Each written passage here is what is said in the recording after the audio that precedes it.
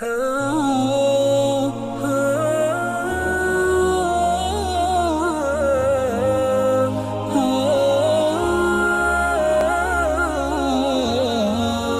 Ibu yang dirahmati Allah Subhanahu wa taala.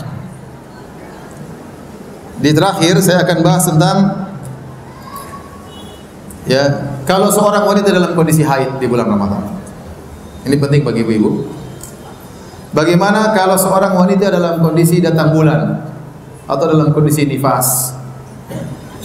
Apa yang biasa dilakukan tatkala di bulan Ramadan?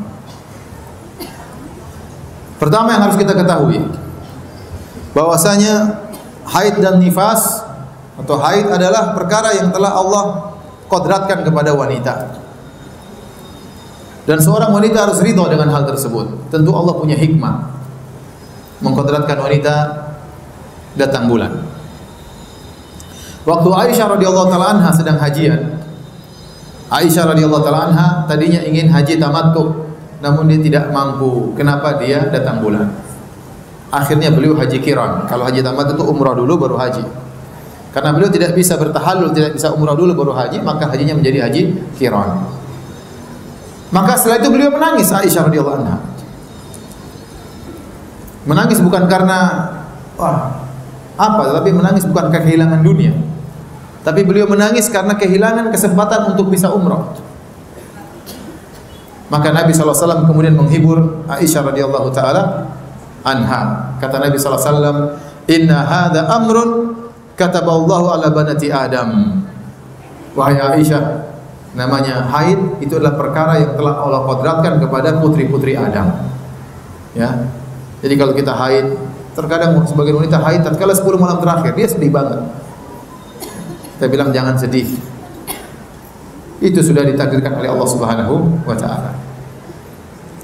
Kemudian di antara kabar gembira bagi wanita yang haid, kalau mereka sebelum haid terbiasa bertakwa kepada Allah, sebelum haid biasanya salat malam, biasanya salat witir, sebelum haid biasanya salat sunnah, maka tatkala mereka haid, pahala telah tetap jalan, pahala tetap jalan.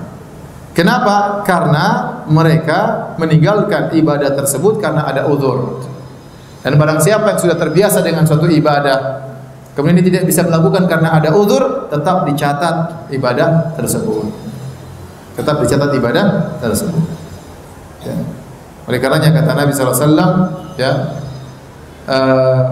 kata Rasulullah sallallahu alaihi wasallam, "Idza maradal abdu aw safar, kutiba lahu ma kana ya'malu muqiman sahihan." Kalau seorang hamba sedang sakit atau sedang bersafar, maka akan dicatat baginya pahala ibadah yang biasa dilakukan tatkala dia sedang tidak sakit dan sedang tidak bersafar. Ini pendapat sebagian ulama. Ya, sebagian ulama mengatakan wanita haid, maka pahala-pahala yang biasa dia kerjakan tatkala tidak haid tetap mengalir kepada dia. Ini pendapat sebagian ulama. Sebagian ulama mengatakan lagi tidak, tapi ini ada khilaf memang, ada khilaf dalam masalah ini. Tetapi intinya seorang ridha dengan apa yang Allah takdirkan. Kemudian di sana ada ibadah-ibadah yang bisa dikerjakan meskipun dalam kondisi haid. Meskipun dalam kondisi haid. Yang pertama, ijma ulama wanita haid boleh berzikir. Zikir pagi petang, zikir subhanallah walhamdulillah wala ilaha illallah akbar, boleh berzikir. Zikir apa saja. Zikir doa, ya, keluar masuk WC misalnya, keluar rumah, pulang lagi ke rumah, ya. Kemudian zikir usahakan menggunakan jari-jari. Kata Nabi sallallahu alaihi wasallam, "Ya nisa'al mu'minat, 'alaikunna bit-tahlil wat tasbih wat taqdis.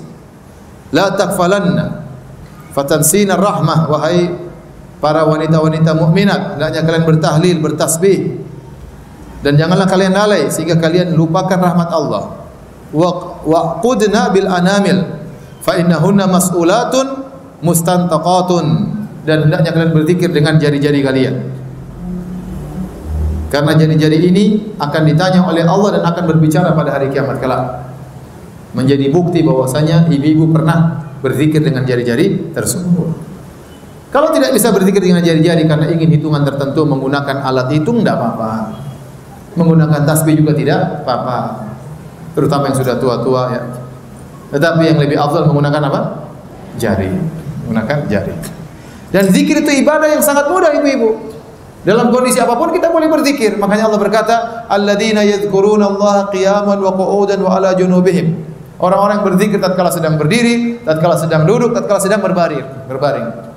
Ibu-ibu mungkin mau tidur berbaring, tidur siang, belum ngantuk, zikir subhanallah, alhamdulillah, Allahu akbar.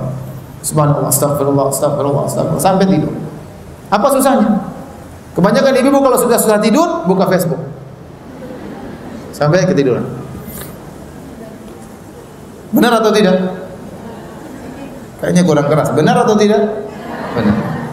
Dirubah. Kalau mau tidur zikir, subhanallah, alhamdulillah, sampai ngantuk. Pahala berjalan. Jadi zikir adalah ibadah yang dibolehkan dengan ijma ulama meskipun dalam kondisi haid maupun nifas. Kemudian yang kedua, apakah wanita haid dan nifas boleh baca Quran? Maka ini ada khilaf di kalangan para ulama. Namun pendapat yang dipilih oleh Imam Malik rahimahullah dan riwayat dari Imam Ahmad, dan ini pendapat dipilih oleh Ibnu Taimiyah rahimahullah dan dipilih oleh Syekh Utsaimin rahimahullah, dan saya juga condong kepada pendapat ini, wanita haid boleh baca Quran tapi tidak boleh sentuh Quran. Saya ulangi, jadi wanita haid boleh baca Quran tapi tidak boleh sentuh Quran. Caranya bagaimana? Dia bawa mushaf, dia buka dengan misalnya dengan lidi atau dengan apa, dengan pena, atau dia baca Quran dari HP. Karena HP tidak mengambil hukum mushaf, paham? Jadi boleh dia baca Quran dari HP, boleh dia pegang-pegang begini, boleh. Ya. Atau dia baca lewat Al-Quran, dia buka dengan apa? Dengan lidi atau dengan pena. Tidak boleh sentuh. Tidak boleh sentuh. Ya. Beda dengan orang junub. Kalau orang junub tidak boleh baca Quran. Orang junub tidak boleh baca Quran. Dan haid tidak bisa dikiaskan dengan junub. Kenapa? Dari dua sisi. Pertama, kalau junub itu biasanya atas kehendak orang. Dia ingin junub-junub. Paham? Dengan bergaul dengan suaminya ya, atau yang lainnya ya. Tetapi kalau haid, maka itu bukan keinginan dia. Dia enggak mau haid pun Allah kasih apa? Haid. Paham? Ini perbedaan yang pertama.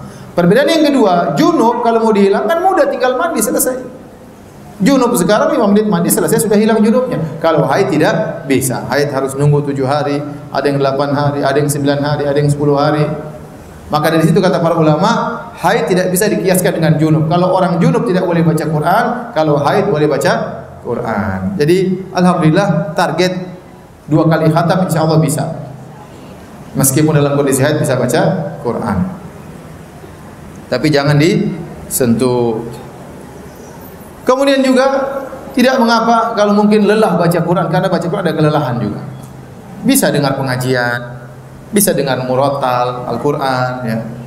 Bisa apa namanya? Nonton ceramah-ceramah ya. Bisa baca buku-buku yang bermanfaat. Ini juga menambah pahala. Bisa telepon orang tua waktu kosong nih. Telepon ibu, "Bu, gimana kabarnya?" Ngobrol lah 15 menit. "Bu, gimana kabarnya? Gimana kesehatannya, Bu?" Siapa aja yang telepon, "Bu, gimana kabarnya si fulan?" Ngobrol aja, ngalur ngidul enggak apa-apa. Sama ibu, sama bapak juga. "Pak, gimana kabarnya?" "Bapak lagi sibuk." Oh, gitu sudah. Matiin. Pokoknya ngobrol, telepon anak-anak, silaturahmi. Karena ibu-ibu kalau suruh diam susah kayaknya. Ya udah, kalau nggak bisa diam, telepon sana, telepon sini, nggak ada masalah. Itu pulsa habis pada tempatnya, nggak ada masalah. Apalagi sekarang pakai WhatsApp gratisan. Telepon anak, telepon kakak, telepon bibi, telepon tante, telepon bapak, telepon emak, telepon nenek, ya. Teleponin semuanya, tanya kabar-kabarnya. Bosan lagi, ya udah dengar ceramah sampai ngantuk, sampai ngantuk. Begitu. Bosan lagi, zikir. Kata Nabi, la yazalu lisanuka ratiban atau ratban min dzikrillah. Biasakan lisanmu untuk banyak basah karena berzikir kepada Allah Subhanahu wa taala. Zikir itu pahalanya besar. Tapi banyak orang yang tidak melakukannya. Indonesia belum bisa seperti Saudi. Kalau Saudi saya sering lihat orang jalan sambil berzikir banyak. Supir mobil sambil berzikir banyak. Orang jalan di jalan sampai subhanallah, alhamdulillah sampai banyak. Indonesia belum hidup seperti itu. Nanti biasanya kalau berzikir rame-rame ngumpul dulu baru kemudian berzikir. Adapun kalau jalan-jalan sendiri ya jarang yang berzikir. Belum hidup, maksud saya ada tapi belum hidup. Kemudian di antara ibadah yang sangat agung berdoa. terutama di bulan Ramadan, terutama di malam-malam ganjil di 10 malam terakhir. Wanita haid berdoa, ya doa dikabulkan. Dan berdoa di bulan Ramadan memiliki keistimewaan. Makanya ya, apalagi dalam kondisi berpuasa. Tidak berpuasa pun insya Allah dikabulkan doa, apalagi dalam kondisi berpuasa. Jadi wanita haid boleh berdoa. Ustaz, apakah wanita haid bisa meraih Lailatul Qadar? Jawabannya bisa. Lailatul Qadar yang terbaik dalam kondisi i'tikaf, Tapi seandainya tidak i'tikaf juga tidak mengapa. Ya, seandainya tidak i'tikaf juga tidak mengapa. Ya, tidak harus i'tikaf. Ya, maka dalam kondisi haid banyak berdoa. Makanya Aisyah radhiyallahu anha berkata kepada Rasulullah, "Ya Rasulullah, ara'ait law alimtu anna lailatul qadar, madza aqul?" Ya Rasulullah, bagaimana menurut Anda kalau saya tahu malam ini Lailatul Qadar, apa yang saya ucapkan? Kata Nabi, "Quli," katakanlah wahai Aisyah, "Allahumma innaka afuwun tuhibbul afwa fa'fu anni." Ya Allah, sungguhnya Engkau Maha Pengampun dan Engkau mencintai ampunan, maka ampunilah diriku. Maka perbanyak berdoa ya, meskipun dalam kondisi haid ya. Dan tidak mengapa kalau tahu di samping masjid, di samping rumah ada masjid membuat acara i'tikaf, maka ikut serta, ya, siapkan makanan untuk orang buka puasa, untuk orang sahur, membantu DKM masjid, ya. Insya Allah itu berpahala. Waktu kita habis tapi berpahala. Karena kita suruh ngaji pun susah terus lama-lama. Jadi ada waktu yang kita bagi-bagi, ada waktu buat ngaji, ada waktu untuk berkhidmah melayani suami, ya, menyiapkan sahur buat suami. Kita juga siapkan untuk berbuka. Siapkan untuk berbuka. Namun ingat, bulan Ramadan juga ya bukan bulan untuk apa kemudian bikin makanan banyak-banyak, enggak juga, karena waktu kita terbuang nanti. Sebagian ibu-ibu bulan Ramadan bikin judul makanan macam-macam ya. Satu hari judulnya 5, masak ini, masak ini, masak ini, masak ini. Ini ngabisin waktu ibu-ibu. Masak enak tapi jangan tiap hari seperti itu. Jangan tiap hari seperti itu karena waktu kita terbatas. Baik, demikian ibu yang dirahmati Allah Subhanahu wa taala apa yang saya sampaikan pada kesempatan kali ini. Semoga Allah memudahkan kita bertemu dengan bulan Ramadan. Semoga Allah beri taufik kepada kita untuk banyak beramal saleh di bulan Ramadan. Semoga kita diampuni dosa-dosanya oleh Allah Subhanahu wa taala, dimasukkan dalam surganya bersama suami dan juga anak-anak.